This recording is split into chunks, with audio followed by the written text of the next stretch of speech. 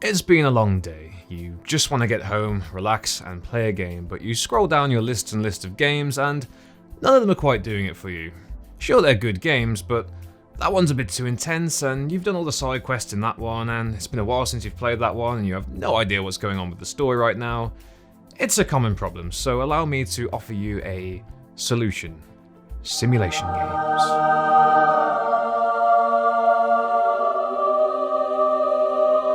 Now, before you go into the comments or close the video like, simulation games aren't real games, simulation games are boring, just hold on a minute, okay?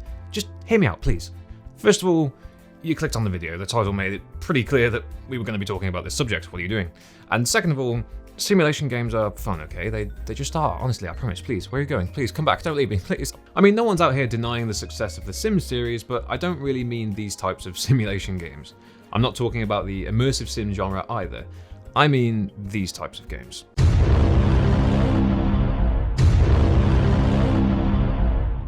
Now, I was once you, unless you already like sim games, in which case I was once someone else. A person who looked at simulation games, rolled my eyes and went, this isn't a real game. A game is something that has a campaign, a multiplayer system, a beginning, a middle, an end. Until one day I saw Farming Simulator was practically free. Naively I shrugged and said, why not? It's not like I'm going to enjoy it that much. Right? So it turns out that was a huge mistake, but not in the this was a terrible experience sense, more in the oh god, I'm addicted and I'm wasting my life, please help sense. I've racked up 251 hours of playtime since downloading that game. Before I knew it, my life was consumed by tractors, harvesters, and suddenly I knew words like cultivator and silage and JCB fast track. As you can tell, I'm a real hit with the ladies.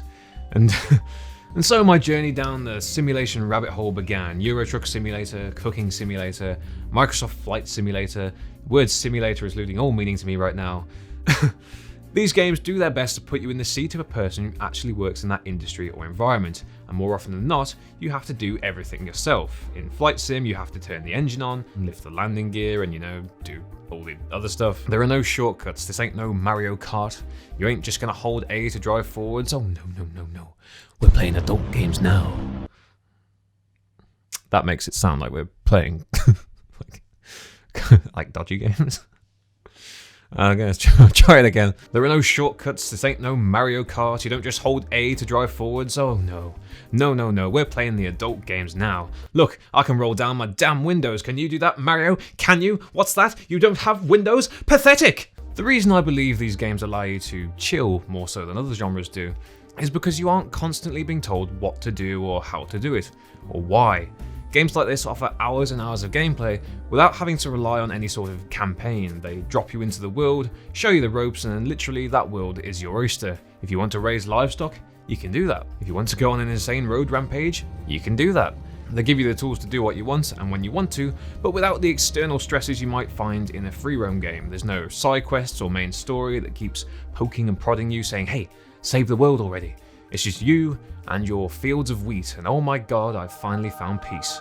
Sometimes you end up fighting a game directly where you aren't really invested in certain quests and they become more of a chore. Games might be like, kill this dragon again, or find this guy's things for 50 coins, but you're like, not really in the mood to kill this dragon right now, and I don't want to find this guy's ring either, so anything else I can do? To which sim games come along, they're like, I got your back, man, just come over here, relax, do whatever, man, it's all cool. Now, a lot of us play games because we enjoy the escapism. We like stepping into someone else's shoes and experiencing moments we're never likely to experience in real life. They're these wonderful artistic distractions, allowing us an escape from our everyday stresses. At least, that's what they're supposed to do. Sometimes these fantastical escapes can generate new stresses, where games like Call of Duty make people do this. You're being a little knife in everybody for no goddamn reason. You're supposed to use the knife. You're not supposed to use the knife. You can, but you don't have to. Whereas games like this allow you to take a breath and just zone out. So at peace right now. It's beautiful. Occasionally game mechanics can become a little too complicated or a little too overwhelming, whereas sim games are a lot more simplistic in that sense. Granted, some are complicated, but I'm not talking about those games, I'm talking about the ones that validate my point, obviously. I'm not trying to say that simulation games don't have a lot of depth, they do, but there's just less pressure. Another big draw for me is that sim games give you the ability to try out a job within an industry that you may otherwise never be able to experience. If you've had an interest in a certain field but never had the opportunity to really see what it's all about, simulators can help scratch that itch.